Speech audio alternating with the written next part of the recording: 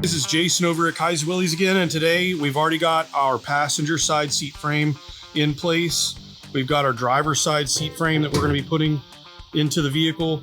Again, it's going to rest up against this rear wheel well. We've got it right over top of our tank. So we removed this strap just for the time being so that we can kind of move some stuff around. We don't have covers and cushions on here.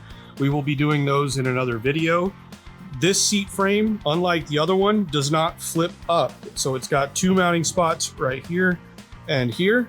And we're gonna go ahead and we've marked our holes here. This is gonna go through the floorboard. That one's gonna go right behind the tunnel for the transmission. And then right back here, you've got this, which we put a little rubber bumper here to make it sit up just a little bit more. And then over here, it's gonna sit up against this wheel well.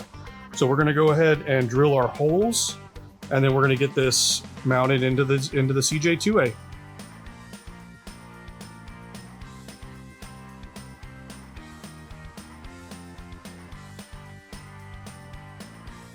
All right, so now we've got our bolts in place. We've got the bolt, a flat washer underneath. This is just gonna go straight through the floorboard. And then it's got a lock washer and a nut. And then over here, same deal. So what we did was, we have this little bumper here kind of helping with that. This is resting up against the wheel well.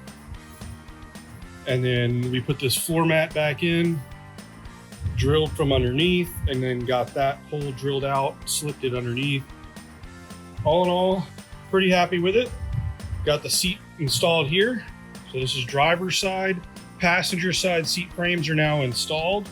So we'll work on getting these covers and cushions put on. And then we'll put the rear seat on with the hardware and all that kind of stuff in another video. So that's installing the front two seats in the CJ-2A. I hope that helps. Thanks for watching.